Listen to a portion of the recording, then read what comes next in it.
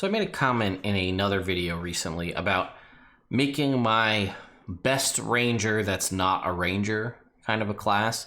It also happens to be a character class or a combination and a build that works really well as a really good archer class. And, you know, I've seen a lot of comments, people asking to see, I made a comment about how I have all these character builds and I never get a chance to play any of them. And someone said, hey, make a video of the builds. So this is my Elven Ranger Archer build, I guess, if you will. And I wanted to showcase it all to you, and then we can actually talk through some of the different options. And then if you happen to roll ability scores, you might be able to do even better. So that is that. Let's dive into D&D Beyond. I've cleverly named this character Ranger. I turned on playtest information, or playtest content, because I'm hopeful that we know new feats are coming in Tasha's Cauldron to everything. So I'm hoping that a couple of those will make it in so that we can then utilize those in this build. So for the purposes of this, because some of it ties, as I mentioned it in the video, you need to be an elf to get it because it gives you specific spells. You can get access to certain spells that will help you reach what I'm trying to get to. So for this, we could just go with a standard wood elf. We could go with the Valinar wood elf from Eberron that gets access to the dual-bladed scimitar, but that's, I don't think, really going to be useful for us. So I'm going to go with the Areni, I don't know how you pronounce it, wood elf from Eberron, because they get proficiency and expertise in a skill or a tool of their choosing, and that works really well in my mind for the build we're working on. So if we scroll down, we can see we get to pick a skill or a tool of our choice to get proficiency and expertise in. So because we're trying to replicate like a ranger and a woodsy type, and we're going to do that with some other classes, I'm going to choose stealth, and we'll explain in a second. So next we're going to move on to our race. Now, our class rather. We're going to start with rogue, and we're starting with rogue because of just the access to the proficiencies. So we're going to go ahead and choose our proficiencies right now. So we're going to get from rogue, we're going to go with, we get perception rather automatically from being an elf. So we're going to choose acrobatics. Because we're trying to replicate sort of a rangery type, I'm going to choose athletics as well. And then I think insight would be useful. And I'm also going to say, because we're, again, trying to be a tracker type person, I'm going to choose, I think, investigation here. But you could really choose any of these options. Sleight of hand could be useful if you're trying to be more of a rogue, but I'm going to choose investigation. So what I'm actually going to do now is jump to the background and then come back to the class. So we're going to actually design a custom background, because the feats or the traits and things I want, I don't think really fit into something. So we're going to call this custom background very cleverly again, Ranger. And we're going to choose 2 skills, and I think 1 tool and 1 language will work well. We will choose Outlander for our background feature and Outlander for our background characteristics, as those are the most, in my mind, Ranger-esque. So let's save. We're going to choose, because we're trying to replicate being a ranger, we're going to choose animal handling here because that makes sense. And then we still do have the rest of this list.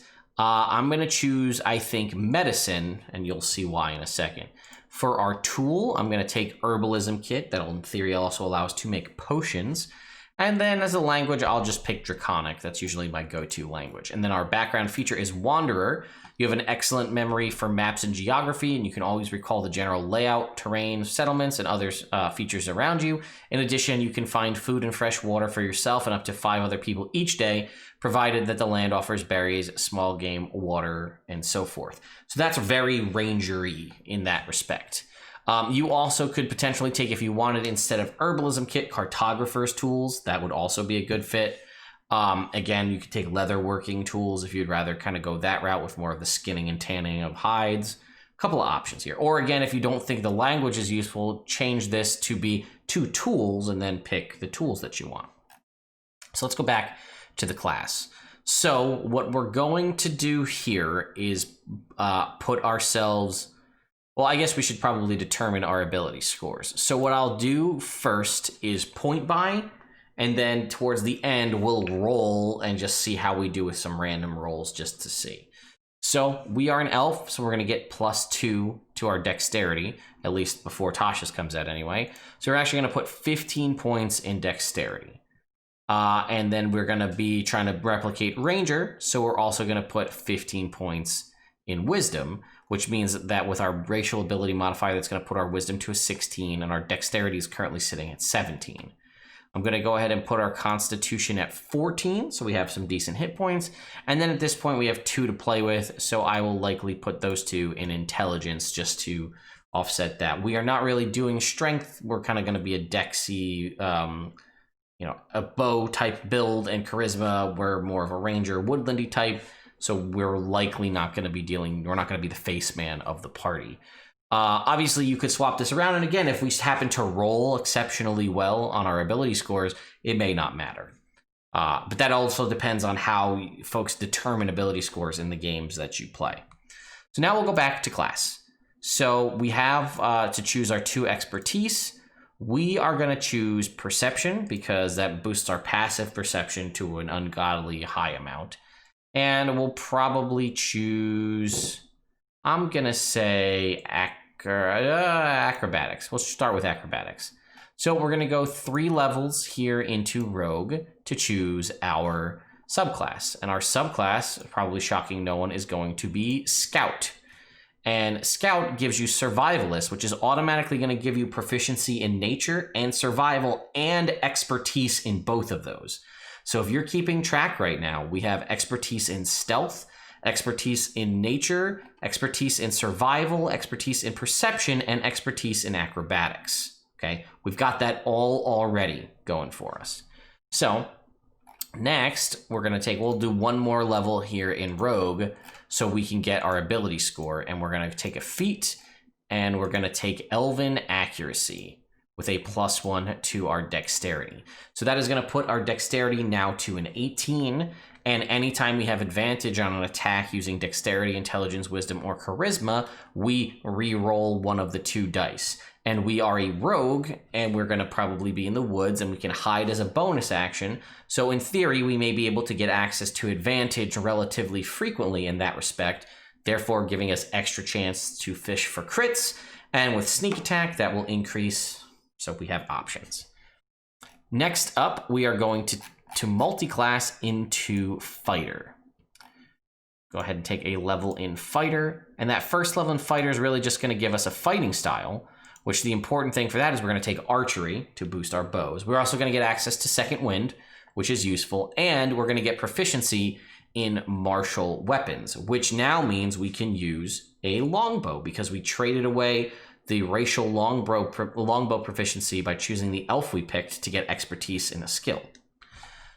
So right now at level 5, and I should say, I don't know how this technically will feel or work out as you're playing it. We're building this in a hypothetical build space scenario where levels don't matter, right? If you're starting a campaign at level 5, you'll be starting at this point. And that's actually a pretty good point. You're in a decent spot, your ability scores will be good, and you can have access to the longbow out the gate rather than using a short bow.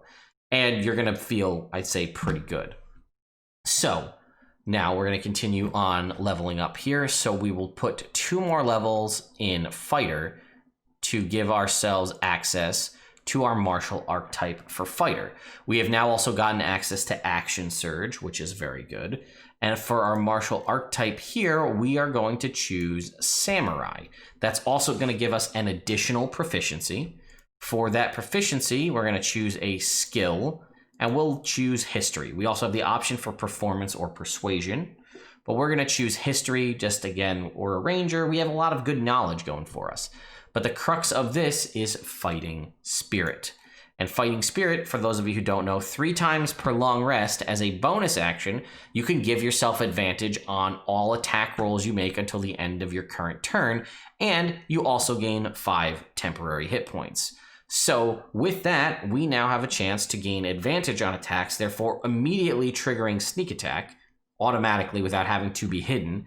And we're going to get some survivability in our temporary hit points. We can do this 3 times a long rest. If we decide to use Action Surge to gain access to an additional attack, we could do that. And if we do that, then we can potentially have now we'll have potentially 2 chances to hit with our bow and maybe get sneak attack if we miss with the first one. I should also point out the other ability we got from Scout Rogue was Skirmisher, which is if you can move up to half your movement speed as a reaction when someone ends their turn within 5 feet of you, and this movement doesn't provoke attacks of opportunity. So if someone comes up to you, you can then use your reaction to move away, potentially positioning you in a better spot to shoot them with your bow later on. So that being said, we're going to move on. We're going to take a couple more levels in Rogue, and the reason that we're stopping at 3 fighter is towards the end of this build, there's like 3 different ways we can split it, and I'll talk about that. So now I'm going to jump us up to level 10 Rogue at this point. So now we're a level 13 character. Some things have changed at this point, but so we're going to get additionally expertise and 2 more skills. We are going to choose animal handling because we're trying to replicate a ranger here. And at this point, the next one, you kind of have options. You could choose any of the options we have here. You could go Thieves' Tools, right? If you want to truly embrace your roguish nature here. You could choose athletics to maybe amplify or exemplify that ranger maybe needing strength kind of a thing.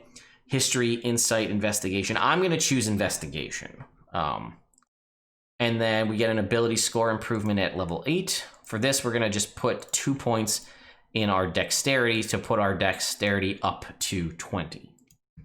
And then we'd also, in this time frame, got Uncanny Dodge to reduce our damage. We got Evasion to also reduce damage and keep us alive more often. And Superior Mobility, adding 10 to our movement speed, and then addition to climbing or swim speed if we happen to have them. We don't at this point.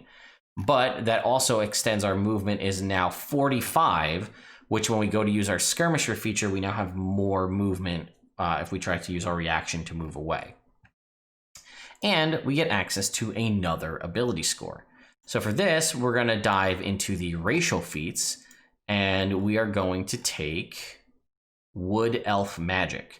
This is going to give us access to a Druid cantrip, as well as Long Strider and Pass Without Trace once a long rest without expending a spell slot.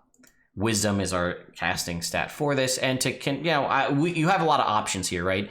You could take something that's kind of damaging, like Produce Flame or Primal Savagery. Maybe you want Primal Savagery since you're building a bow build, and if they get close to you, that's a good attacking cantrip. Maybe you want Shillelagh for the using your Wisdom to attack. Mending is just a useful cantrip to have in the wild. I'm going to choose Druidcraft because it's kind of, it kind of fits the general build.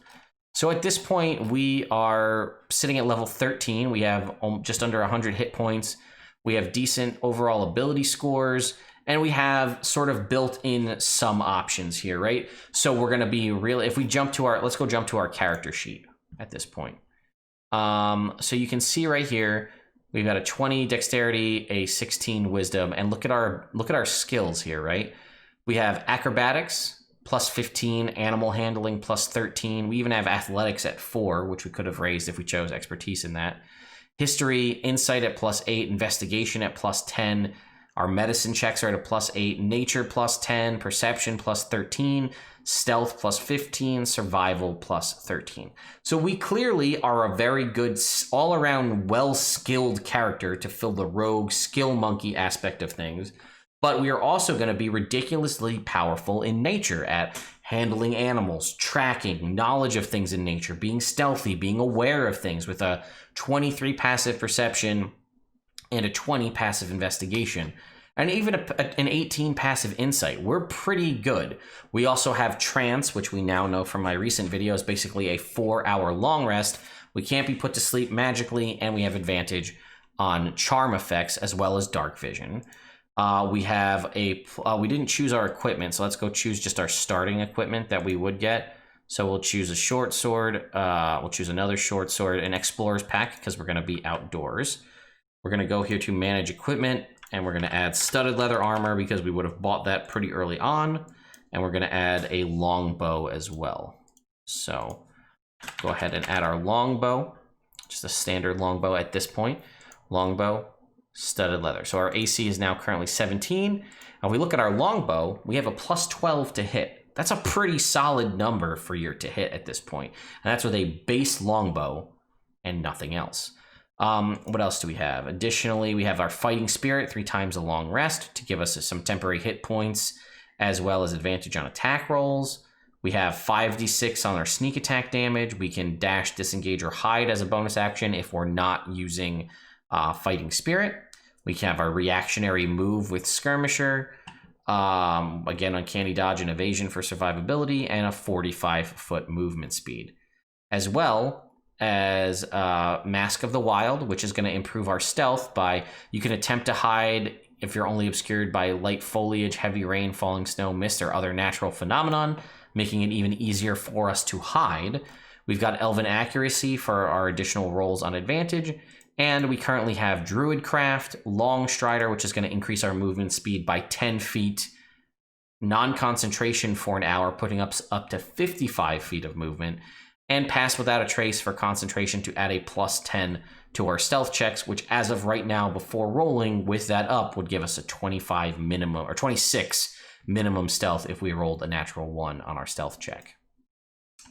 We're in a pretty good spot, I'd say, but we're not done. Let's dive back in to our character. So now we're going to go back to our rogue. We're going to go ahead and put ourselves up to level 12. So that's going to now give us reliable talent. All of those skills we just had proficiency in, if we roll a 9 or lower, it becomes a 10. So we are going to be still amazing at survival, animal handling, all of those nature-based checks. And because we're an archer, for our ability score here, we're going to take sharpshooter as our feat here. So we can increase the range of our bow as well as increase the damage with it as well by allowing us to take a -5 on the hit to deal plus 10 damage, and we ignore 1/2 and 3/4 cover. We're really becoming that excellent archer here. So it's starting to get to the point where we're going to have to start making decisions. And that really comes into play once we hit level 14, and I'll talk about it in a second here. So we're also going to get, in this time, Ambush Master from our Scout Rogue, which is going to give us advantage on all initiative rolls. We already have a +5 initiative. That's going to give us advantage, making it easier for us to go first. And in addition, the first creature you hit during the first round of combat becomes easier for others to strike. Attack rolls against that target have advantage until the start of your next turn. So the first creature you hit on the first round of combat, anybody that comes after you before you start your turn gets advantage. And potentially, if you find a way to get yourself another hit in there, that attack will be at advantage, whether it be a reactionary based attack. Maybe we choose to take some more levels and get more levels in fighter and get 2 attacks. There's options, right? And then we also get, at 14, we get Blind Sense, which is now we are aware of any hidden or invisible creatures within 10 feet of us. Again, I feel that also fits the ranger vibe. So this is where we need to make a decision. We can put 3 more levels in Rogue and get ourselves up to pretty much almost maximum sneak attack damage and get our last Rogue. We'll get another ability score, and we'll get our last Rogue feature from Scout. So let's take a look at that. So let's go ahead and put ourselves at level 17 Rogue. That will give us now Slippery Mind, which will give us proficiency in Wisdom saving throws, which is very nice. Another ability score, which we'll talk about here in a sec, and Sudden Strike, which is a really great ability. If you take the attack action on your turn, you can now make 1 additional attack as a bonus action. So it won't unfortunately be able to benefit from your fighting spirit ability to get advantage. However, if you strike a creature, I think what is it? It's that creature, the same creature. So, all right, ignore what I was just saying. But if you take the attack action on your turn, you can make an additional attack as a bonus action. The only way really without 2-weapon fighting for a rogue to make an additional attack as a bonus action, especially with a bow. However, this attack can benefit from your sneak attack even if you've already used it this turn, but you can't use sneak attack against the same target more than once. So you can now, on your turn, take an action to shoot someone with your longbow, and then take a bonus action to shoot somebody else with your longbow. And if you choose to shoot someone else, that can also benefit from sneak attack. Now, you can choose to shoot the same target twice that you hit. The first one, shoot them 2 times, shoot it once, bonus action, shoot it again, and that's fine. It won't benefit from sneak attack, but you still get the second shot off. Or you can choose to shoot someone else and potentially get 2 sneak attacks on your turn. And lastly, we have our ability score improvement here. So what we're going to do now, there's a couple of things we can do, but because we're kind of hampered by only having the 1, we have to make the choice. So what we could do, we could choose alert, so we can't be surprised. That is a very good ability for a ranger woodsy type in my mind, so you can be out tracking and not get surprised. Also adding a +5 to your initiative, which, as a reminder, we also have advantage on, so that would give you a +10 to initiative. You could take crossbow expert if you wanted. You wouldn't really be using it for crossbow expert. You'd be using it primarily so that when you can shoot at people within 5 feet of you with your bow and not have disadvantage on that attack. What I was thinking more, though, was Fey Touched Wisdom. Now, again, Fey Touched is an Unearthed Arcana feat, but I'm hoping that it will arrive in its current form in Tasha's Cauldron of Everything. But let's go through a couple other options we could choose here if we wanted to. Obviously, Lucky, always useful. You could take Magic Initiate Druid to get some more Druidic style magic that you could kind of parse as being a ranger. Mobile, boost that movement speed even more. And then again, you can attack and move away, but you can kind of already attack and move. You can move away with your reaction, so I don't know how useful that would be. There's the Piercer UA thing, which is whenever you increase your strength or dex by 1, when you hit a creature with an attack that deals piercing damage, you can reroll one of the attack's damage dice and use the new roll. And when you score a critical hit that deals piercing damage to a creature, you can roll an additional damage die.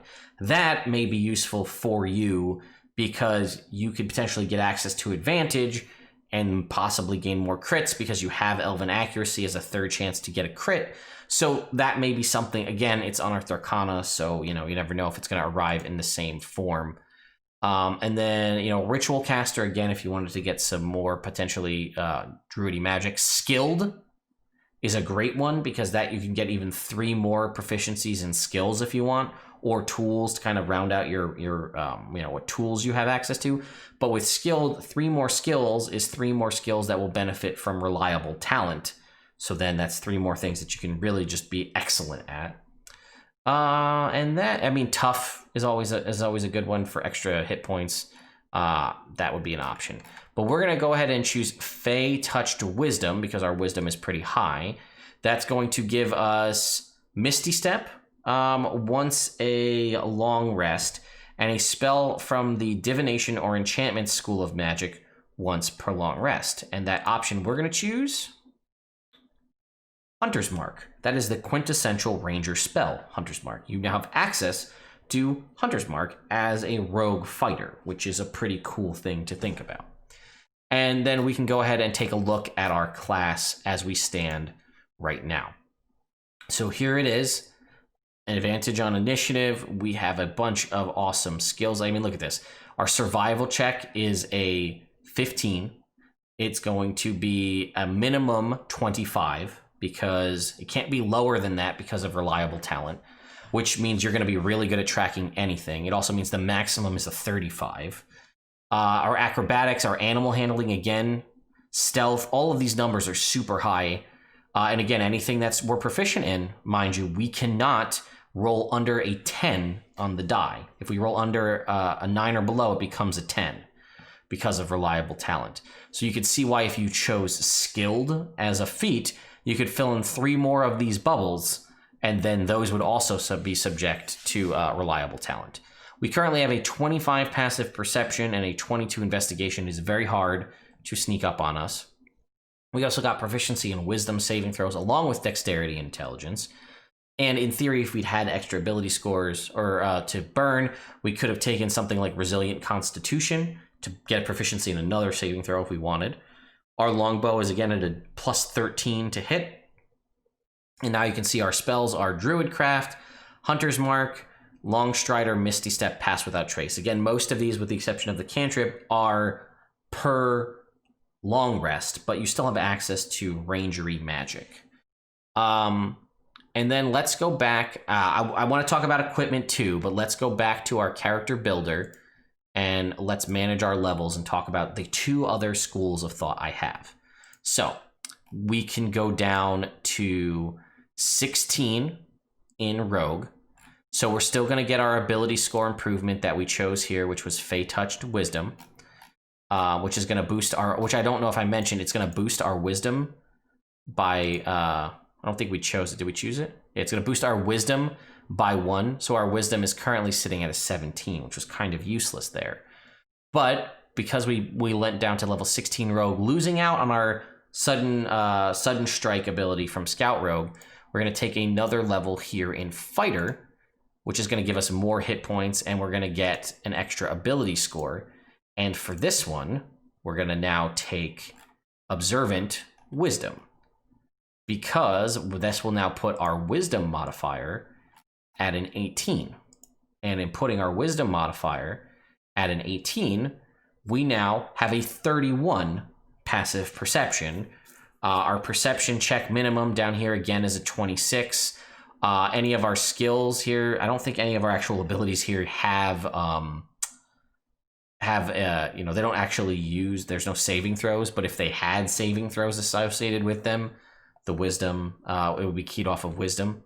But again, our Wisdom saving throw increases. In general, I think this is a pretty good mix in my mind, because at this point, we still have the Wisdom saving throw proficiencies. We still have Blind Sight.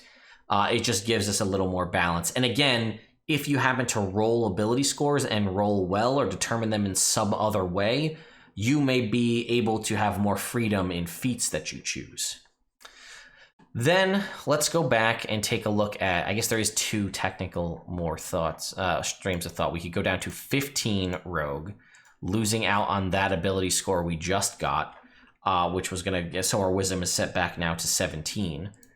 And we could take a 5th level in Fighter, thus giving us extra attack, allowing us to make 2 shots with our bow. Our bow can still benefit from sneak attack. We could then use our ability from Ambush Master, where we get advantage on the next attack we make on a turn. So we could shoot someone, hit them with the first attack, use our second attack from extra attack to now attack them with advantage, and then trigger sneak attack without having to burn our Fighting Spirit ability if we didn't want to. And then that just gives you extra attack, but I don't like this too much. But the downside is, if you drop down to level 14 Rogue, you're going to lose out on Wisdom saving throw proficiency. But if we were to do that, drop down to that, we would lose Wisdom saving throw proficiencies, but with a 6th level in Fighter, we're going to get an additional ability score. So we're going to get that back. So we could do what we had done before and go back and take, what did we lose? Fey Touched Wisdom, and take again our Hunter's Mark spell. And we will once again have an 18 Wisdom and have access to Hunter's Mark once again, as long with Misty Step. And I think, again, all of those are all based on coming back on a long rest. But let's talk about our equipment now, because we are now at this point, we've built a level 20 character, so we're going to have some magic items.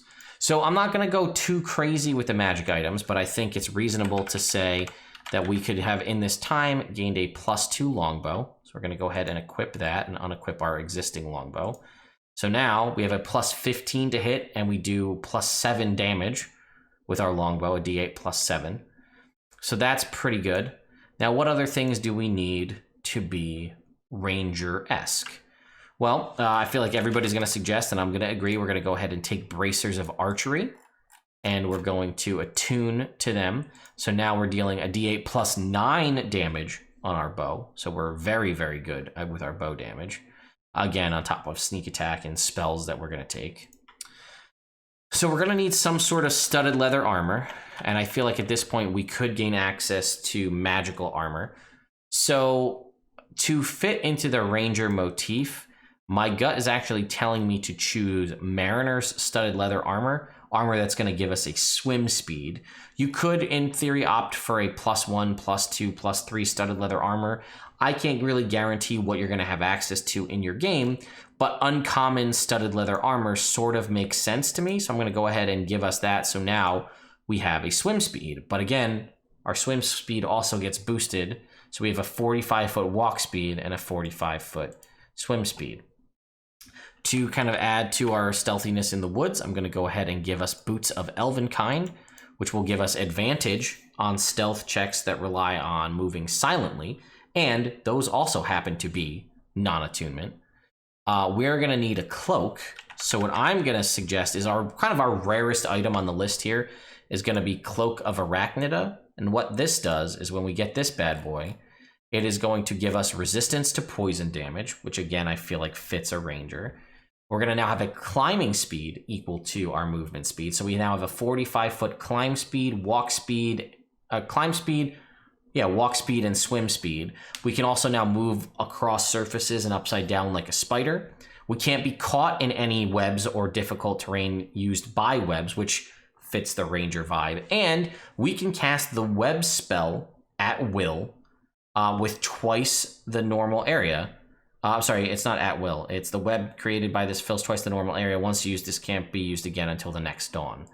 Although I think it does say that it's the web spell at will, even though that's a mistake. But again, web also kind of fits with the ranger. So this is sort of the rarest item that I'm giving us. But it's going to add, I think, overall to the boost of the concept of the ranger that we've built, or the ranger that we've built. So what if you wanted to be a Beastmaster Ranger in this scenario? Well, we have the figurines of Wondrous Power. You have a couple of different options you could take here. The Silver Raven, which lets you cast Animal Messenger on it at will, so you can send messages that way. You could take the Bronze Griffin if you wanted something more for flight, but also for combat and attacking. That would be an option. Again, the Serpentine Owl, also good. It's a giant owl. You have a couple of golden lions or lions to summon. You're going to take one if you can. Again, this is all hypothetical build here. But one of the figurines of Wondrous Power, let's take the golden lions. That lets you potentially summon 2 lions under your control that you can have attack. And they can't die. They can always just come back when they turn back into figurine form. And then again, maybe your DM will allow you to choose some different figurine of Wondrous Power that fits your vibe. Maybe you get your Guinevere or something like that. Okay, so again, we're building out our rangerness here. What else do we think we need? You could go with the Bag of Tricks magic item, which lets you pull out a ball and throw it and it turns into an animal. That also could work to kind of replicate your conjure animals spell that a druid or that a ranger could have, and kind of randomly conjuring animals. That's an option for you. I chose not to go with the Oath Bow because it's so stereotypical and it's like the best bow in the game, but I think a +2 longbow might serve you better over time. What else are we going to get? We can go ahead and get ourselves a ring of Animal Influence, which is a rare non-attunement item, and that's going to give us Animal Friendship. The save DC is only 13. It's also going to give us Fear that only works on beasts, and then also Speak with Animals. Very rangery options. And again, non-attunement. Now we're starting to really build out our list of kind of ranger spells without actually having to take a level in ranger. And I'm trying to think what else I did. I had built one of these. I did like an earlier build today. So let me see if I can pull it up on my phone here, and we'll see what other options I had. So I also thought there's a couple of common magic items that are orbs that I thought would be good. There's the Orb of Direction, which while holding this common magic item, as an action, you can always determine which way is north. Now, you probably kind of already know that with your survival check, but let's duplicate it with a magic item. And then there is also the Orb of Time, which will let you know whether it's morning, afternoon, evening, or nighttime outside, regardless of whether you're indoors or not. So we'll go ahead and add those 2 common magic items. Can be purchased relatively cheaply, so nothing really weird or out of place there. And you can see we've kind of built out a really good ranger at this point.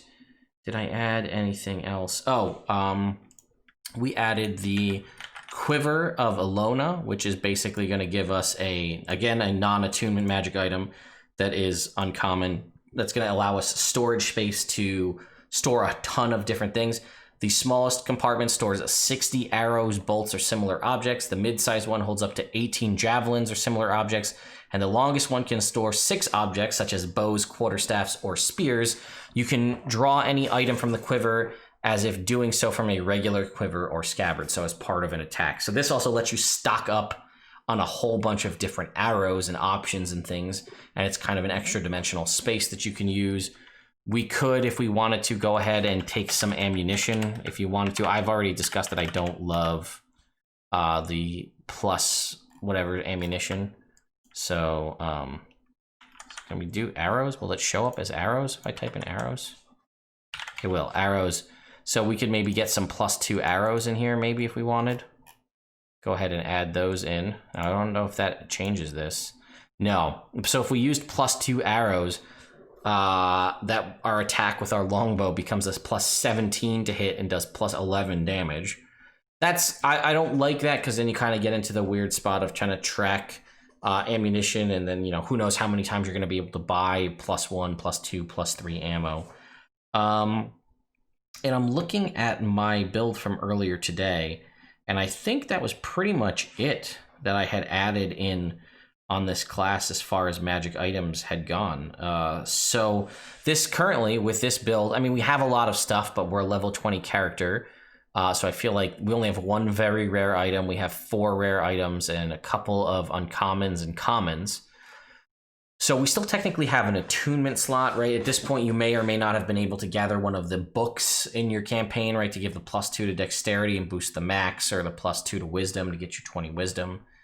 You might even be able to get epic boons at this point, which who knows? You could take an amulet of health, put your constitution at 19, boost up those hit points.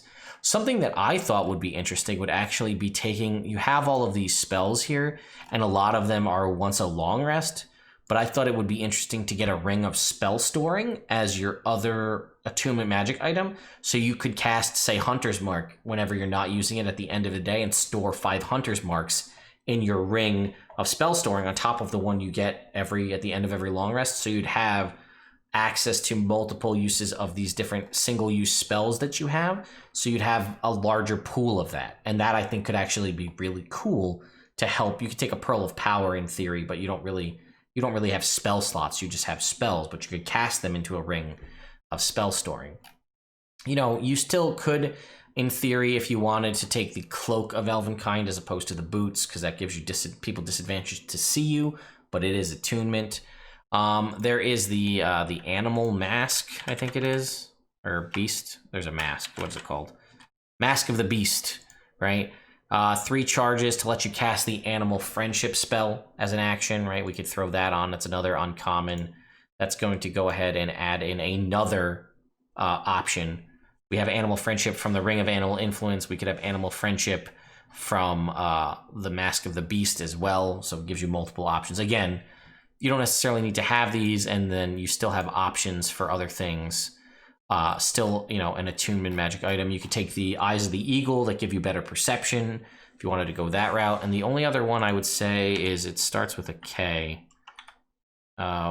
Keo, whatever, this ointment here.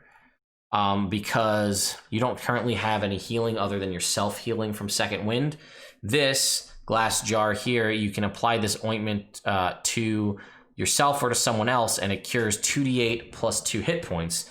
This now sort of gives you healing abilities similar to a ranger, and I think this one actually almost seems more rangery, because you're like grinding up and you're like smearing an ointment on someone to heal them.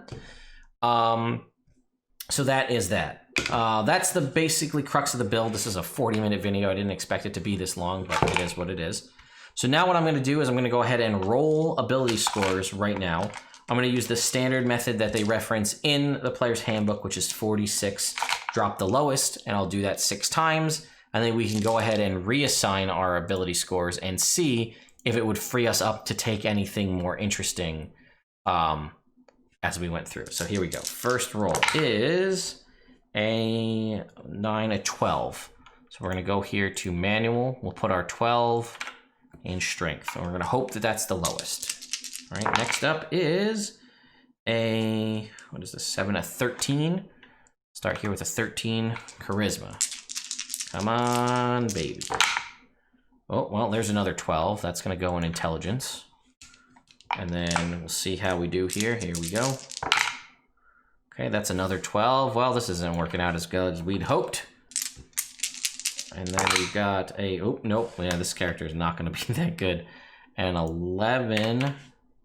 And then our last ability score here is going to, oof, we're in a really bad spot. This is another 11. So you could see if we happen to roll, I mean, obviously we would switch these stats around to make it a little bit different. We would put, you know, we put the 13 in dexterity and the 11 over here. So in this instance, I rolled exceptionally poorly on rolling ability scores for this character. But in my games, I let my characters roll 7 times and let them keep the highest 6. And that one happened to be a 14, so we were a little better. So it depends, right, on how you generate ability scores and whatnot. So I just thought this would be fun. This is a really good archer build, as I said. You could also, again, if you wanted, spec more fighter to get more attacks and less ranger or less rogue. But I thought the rogue kind of abilities you get from the scout make a really good ranger. And ultimately, I thought that our final kind of build that we ended up with worked out really well in the long run because we got ourselves a ton of spells. You know, a lot of them, again, determined through magic items. But we got a lot of really good spells that fit kind of the ranger. We got a lot of good ability scores. Our skills were through the roof. And again, we had some variability to play with different ability scores and swap things around to be more roguish, more fighter-ish. And I think that this, again, unfortunately, a lot of this was keyed off being an elf because we needed elven accuracy. We needed wood elf magic. I can't remember if Fey Touched may not be an elf only one. It might just be, yeah, it's just anybody can take it. But again, if Tasha's Cauldron of Everything allows you to swap around ability scores and possibly ignore things with racial feats, this build may be even easier to attain. And I just thought, like, if I was going to play an archer or a rogue, as I've stated, I've wanted to play for a long time, and I wanted to try to, like I had mentioned in my character video, I kind of made my Oath of the Ancients paladin more of a ranger because I treated him that way and how he loved the woods and was always about nature and that kind of a thing. I would also probably do the same thing with this scout rogue ranger or fighter mix. He would be super good. He'd be complete garbage in a city. I mean, I guess in theory, some of his abilities would be really good. Like survival technically works and stealth works in a city as well as it does in the forest. But I would kind of flavor it more that he's a foresty type. And you may say, well, Ted, why don't you play this in a one-shot? And I could. I absolutely 100% could play this character in a one-shot. I'd probably have a lot of fun. But I like this build so much that I would want to experience this over the course of a long-running campaign. And I think that that would really make me enjoy and experience this. I have the best experience where I got to watch this character level up over time. And then I also got to spend a lot of time building the backstory and learning who this character is. And potentially, again, hopefully in a campaign that has outdoor stuff in it, isn't just something where we're constantly in cities or plane hopping or dungeon crawling, because this character excels in the outdoors in the woods. And that may be, like, I may be hamstringing myself by making a character that's so good at that. And then in theory, if I play in a campaign and that's not a large part of the game, exploration, if it's not a major part of it, then it doesn't really come into play that much. So anyway, someone asked me to make this build, so I thought I would. So there you go. Thank you again to my patrons on Patreon for continuing to support me and the channel. Let me know your overall thoughts on this build in the comments down below. Not just my patrons, all of you. Anyway, thank you all so much for watching, and I'll see you next time.